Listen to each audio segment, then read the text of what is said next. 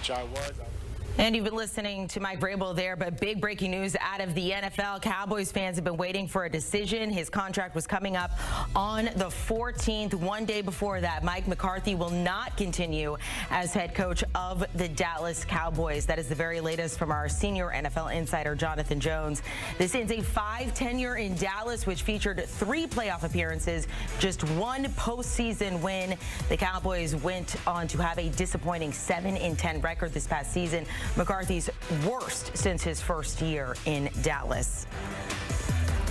Let's bring back in here Logan Ryan. Look, you had some 12-win seasons there, and then you end up on the short end of the stick this time around. Are you surprised for the Dallas Cowboys deciding to move on from Mike McCarthy? I'm not surprised by this. I know this has been my take that I think they should move on from Mike McCarthy, and I've been disagreed with heavily with some other analysts here at CBS. I just feel like when you have a quarterback of Dak Prescott's level, we can debate that, but he's highly paid. He was up in MVP races. When you have that talented of a quarterback, Dallas has had some talented rosters, great offensive line and defensive line play, but they got old, right? So the rosters age. But when you had this window with Dak Prescott and that roster and CeeDee Lamb and Amari Cooper and everything they had going on there, they weren't able to get it done. Yes, they won a bunch of playoff games. Yes, they won a division. Yes, 12 games, or regular season games, I should say. But when they got to the playoffs, completely different team. Not the best team in the playoffs, not prepared in the playoffs. Last year, they had one of the worst playoff performances I've seen as a player. I played the Packers the week after. They beat them. As a 7 seed, getting upset at home as a 2 seed is never good in the playoffs. So I felt like McCarthy had his time. He had his run. He did not get it done.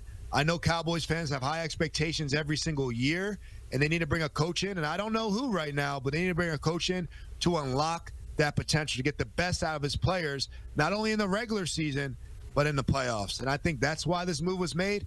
He didn't get fired, he just didn't get extended, and he didn't get extended going into the season. So I think all signs are pointing to this. You mentioned the playoff wins there. The Cowboys have not been past the divisional round since 1995 when they won the Super Bowl. So it has been quite some time, moving on 30 years now. I mean, as you mentioned, look, we don't know where this is going. What do you want to see from Jerry Jones in deciding to hire this next coach? What do you think he's looking for? We know so much of the Cowboys. It goes back to Jerry Jones. What are you hoping, if anything, differently that he does this time around in searching for a new head coach?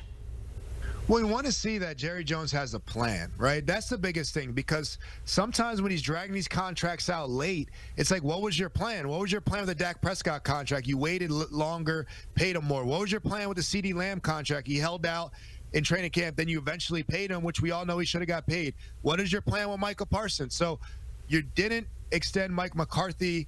You didn't bring him back. What is the plan? Do they have a Ben Johnson? Do they have a top coach in the wings that they can bring in? I want to see what the plan is.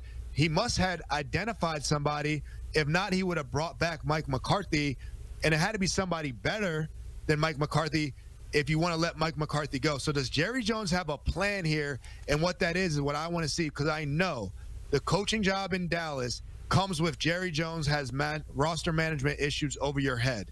And a lot of coaches want control. A lot of coaches want to understand what the roster looks like.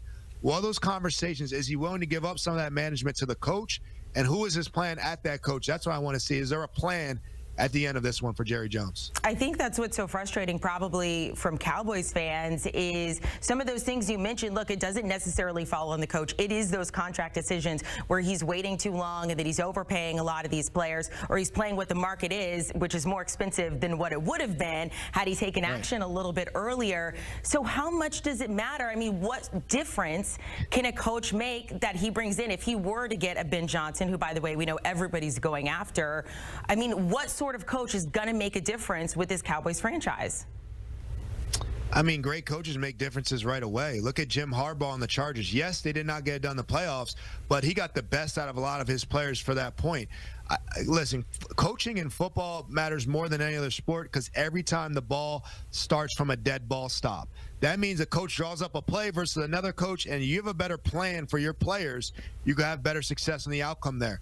So it's going to be somebody there and get the best out of Dak Prescott, somebody there and they got to rejuvenate. This roster got old. I played against Dallas, like I said, when they had great offensive line play and great defensive line play, and they had a young Ezekiel Elliott, and they had a trio of receivers in CD, Gallup, and Amari Cooper, and they had good guys on the defensive side. So I was like, man, this is a talented roster, but they had no plan for the roster. It aged. They didn't make great additions.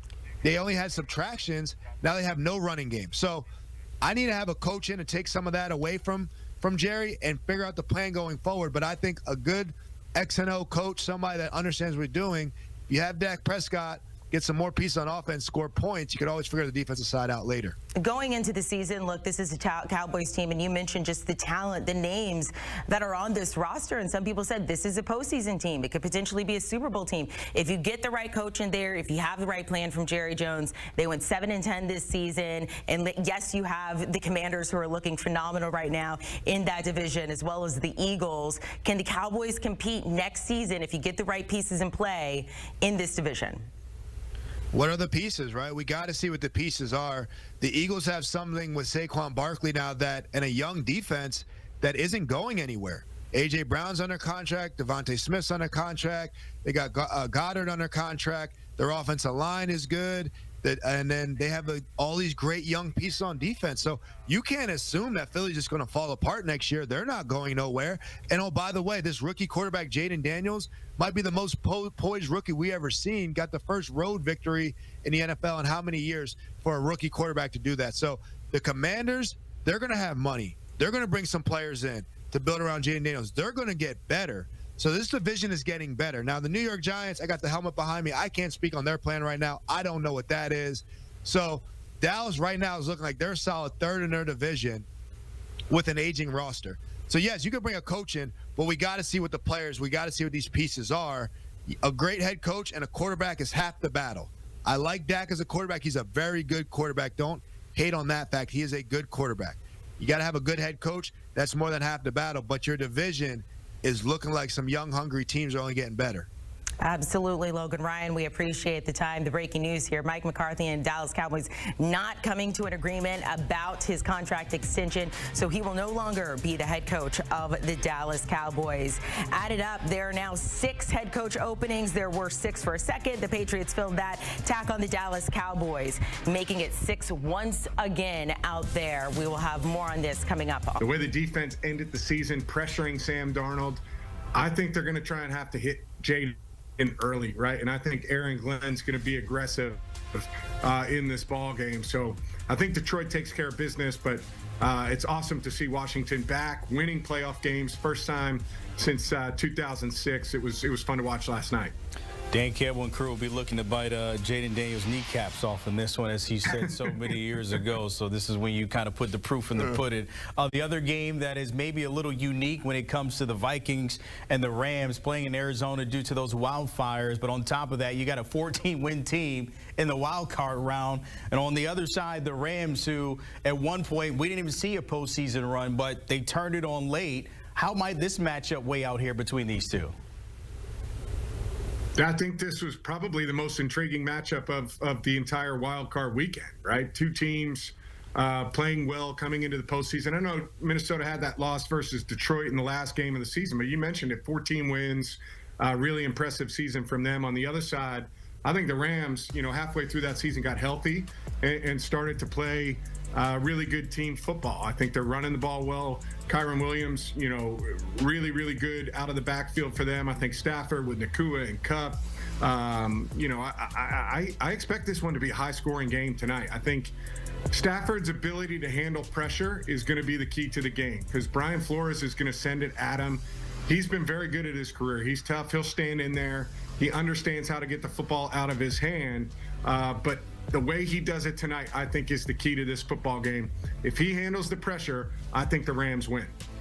Yeah, that tonight, 8 Eastern, to officially set the scene for all the teams in the playoffs as we move forward. Matt, it's always a pleasure hanging with you on a Monday morning. Stay warm as you get ready for everything that's coming up ahead of you in the future. And, of course, the future will include the Super Bowl, and we look at the updated odds to win it all. The Lions, the favorite, sitting there at plus 310. The Texans, we mentioned, can they keep it competitive? Can they do anything to win? 44-1 of those odds, so maybe a chance to make a lot of money if you like Houston. But you see, it's the Lions and Chiefs leading the way at 1 and 2.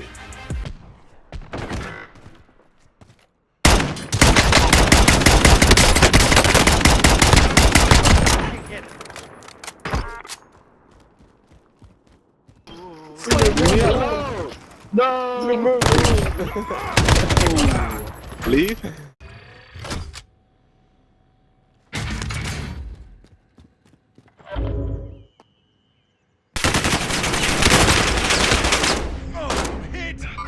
Hostiles in the area. Yeah.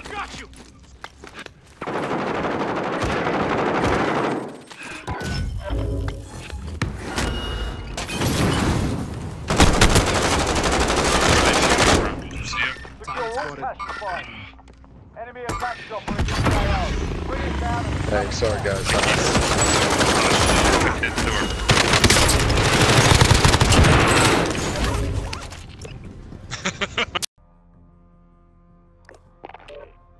You wanna run some blood money? Try some of that shit. That shit's tight too. We'll run one after this one. Man, we're fifth fucking place, y'all. Fuck.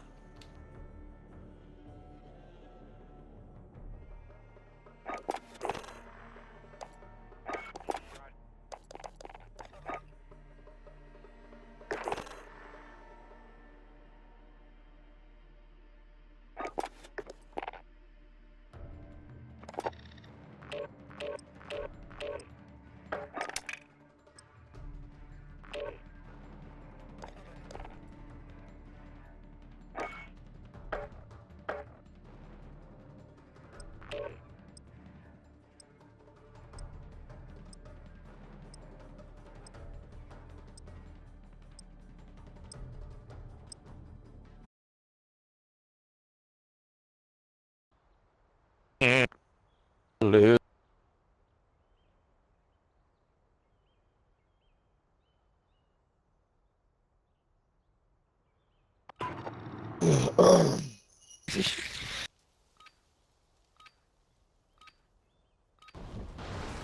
Warm up all you can. We deploy soon.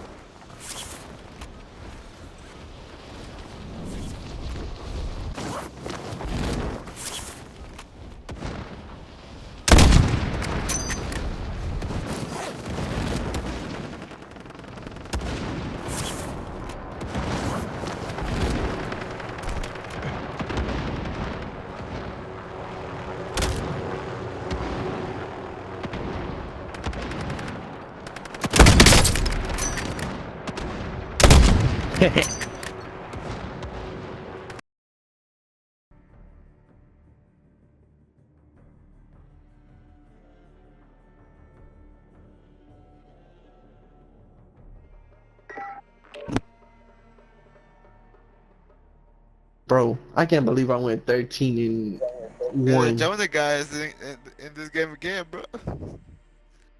He was doing pretty good. Nuh-uh, for real? For real? Yeah, Yo, he's, that's he's in fire, the book. bro. That's fire.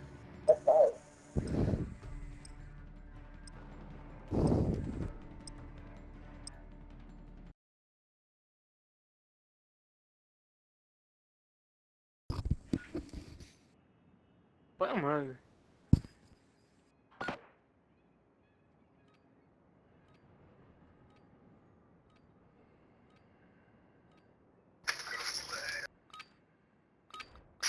.360 no scope, sir.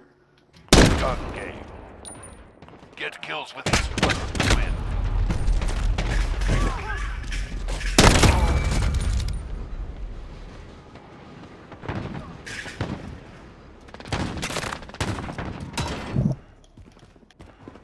Damn, crip all talking and shit. Damn. Fuck! The Jonah dude killed the fuck out of me. This nigga done motored my ass, boy. Who? Some dude. I don't know who the fuck it was.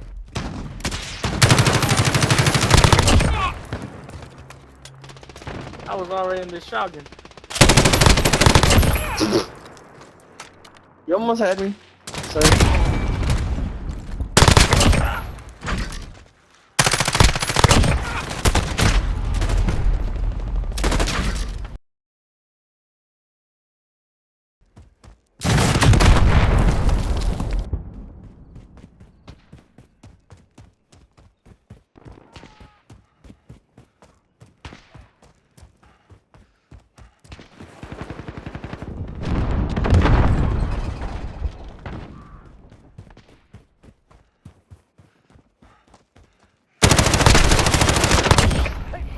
got this.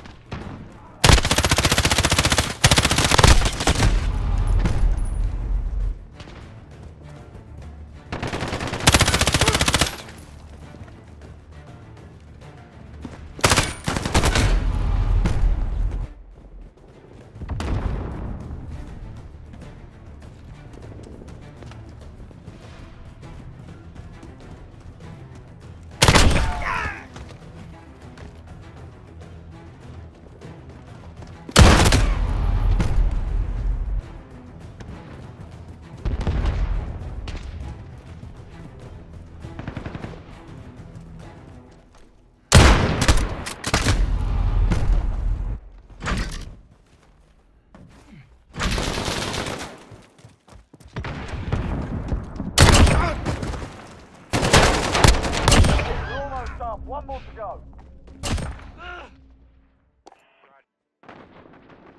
Now that was a fight. Solid work.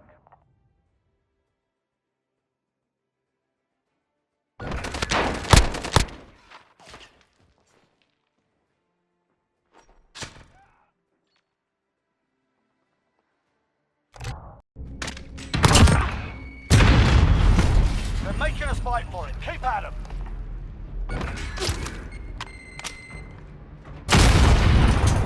Oh. Oh!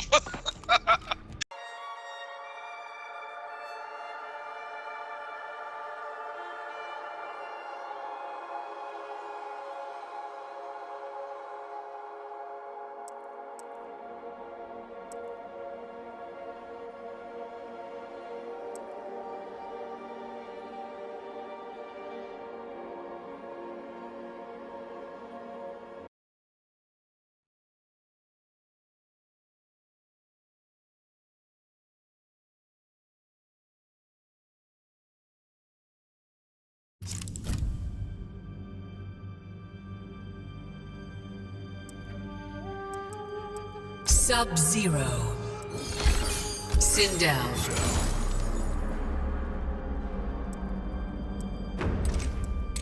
Scorpion.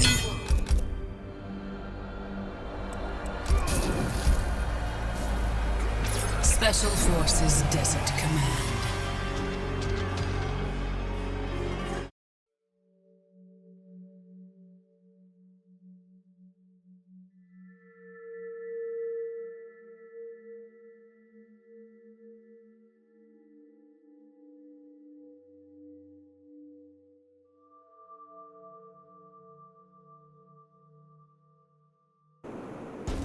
Round one, fight.